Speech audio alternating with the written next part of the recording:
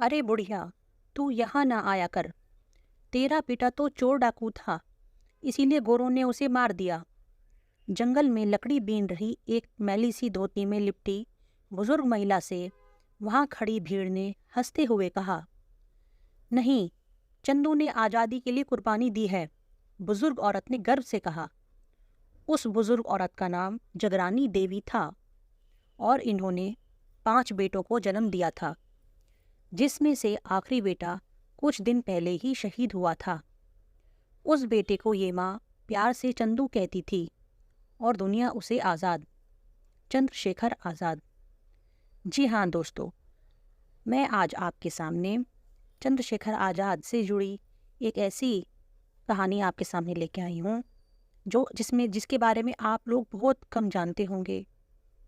और अभी मैं जिस बुजुर्ग महिला की बात कर रही थी वो है और कोई नहीं, चंद्रशेखर आज़ाद की माँ जगरानी देवी हैं, जिनके बारे में मैंने अभी बताया। तो आप में से बहुत लोग सब ये जानते होंगे चंद्रशेखर आज़ाद ने किस प्रकार हमारे देश के लिए कुर्बानी दी और क्रांतिकारी वीरों में अपना नाम दर्ज करा लिया। लेकिन उनकी मृत्यु के बाद उनकी माता श्री का क्या हुआ, क्या आप में से किसी को पता है? शायद नहीं। आप में से बहुत कम होंगे जिनको पता होगा या नहीं भी पता होगा। तो मैं इसके बारे में बताना चाहती हूँ। तो कहानी कुछ यूँ है। हिंदुस्तान आज़ाद हो चुका था। आज़ाद के मित्र सदाशिवराव एक दिन चंद्रशेखर आज़ाद के माता पिता की खोज करते हुए उनके गांव पहुंचे। आज़ादी तो मिल गई थी, लेकिन बहुत कुछ खत्म हो चुका था। चंद्रशेखर आज़ाद की शहादत के कुछ वर्षों के बाद उनके पिताजी की भी मृत्यु हो गई थी।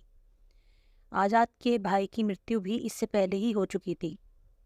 अत्यंत निर्धनावस्था में हुई उनके पिता की मृत्यु के पश्चात आज़ाद की निर्धन निराश्रित वृद्ध माताश्री उस वृद्धावस्था में भी किसी के आगे हाथ फैलाने की बजाय जंगलों में जाकर लकड़ी और गोबर बीनकर लाती थी तथा कंडे और लकड़ी बेचकर अपना पेट पालती रहीं।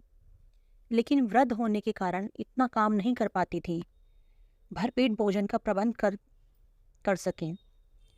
कभी ज्वार कभी बाजरा खरीदकर उसका घोल बनाकर पीती थी, क्योंकि दाल चावल गेहूं और उसे पकाने का ईंधन खरीदने लायक धन कमाने की शारीरिक सामर्थ्य उनमें शेष ही नहीं थी।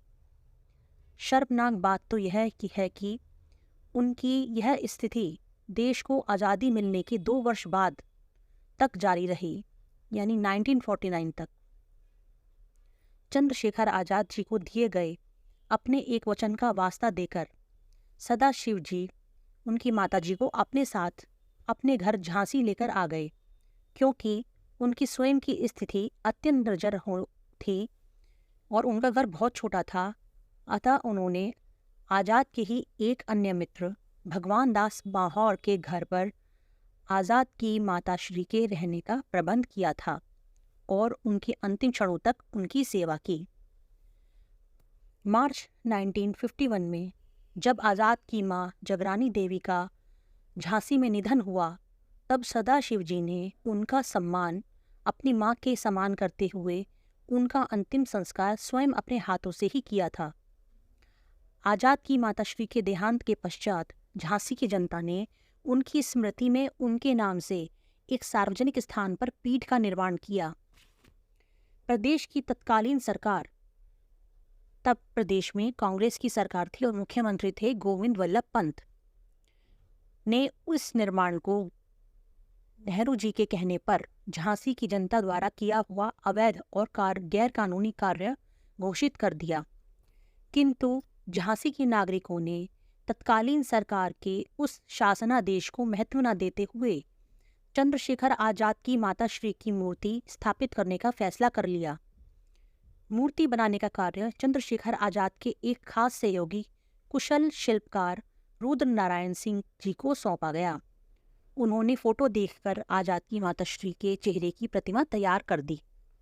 जब सरकार को यह पता चला कि आज़ाद की माँ की मूर्ति तैयार की जा चुकी है और सदाशिवराव रूपनारायण भगवान दास माहौर समेत कई क्रांतिकारी झांसी की जनता के सहयोग से मूर्ति को स्थापित करने जा रहे हैं, तो उसने अमर बलिदानी चंद्रशेखर आजाद की माताश्री की मूर्ति स्थापना को देश और समाज और झांसी की कानून व्यवस्था के लिए खतरा घोषित कर उनकी मूर्ति स्थापना के कार्यक्रम को प्रतिबंधित करके पूरे झांसी शहर में कर्फ्यू लगा दिया। चप्पे चप्पे पर पुलिस तैनात कर दी गई ताकि अमर बलिदानी चंद्रशेखर आजाद की माताश्री की मूर्ति की स्थापना ना की जा सके। जनता और क्रांतिकारी आजाद की माता की प्रतिमा लगाने के लिए निकल पड़े। अपने आदेश की झांसी की सड़कों पर बुरी तरह उड़ती धज्जियों से तिलमिलाई तत्कालीन सरकार ने अपनी पुलिस को सदाशिव को गोली मार देने का आदेश दे डाला, किंतु आजाद की माताश्री की प्रतिमा को अपने सिर पर रखकर आगे की तरफ बढ़ते रहे। सदाशिव को जनता ने चारों तरफ से अपने घेरे में ले लिया। जुलूस पर पुलिस ने लाठी चार्ज कर दिया। सैकड़ों लोग घायल हुए, दर्जनों लोग जीवन भर के लिए अपंग हुए और कुछ लोगों की मौतें भी हुई। हालांकि मौत की पुष्टि नहीं है। चंद्रशेखर आजाद की माताश्री की मूर्ति स्थापित नहीं हो सकी। आजाद, हम आपको कौन से मुंह से आपको श्रद्धांजलि दें जब हम आपकी माताश्री की 2-3 फुट की मूर्ति के लिए इस देश में 5 फुट जमीन भी हम दे ना सके। जिस देश के लिए आपने अपने प्राणों का बलिदान दे दिया, उसी देश की कांग्रेसी सरकार ने आप सभी क्रांतिकारियों का अपमान किया। तो दोस्तों, आपने अब तक जाना कि किस तरह अपने ही देश के नेता अपने ही देश के लोगों के जान के दुश्मन बने हुए थे।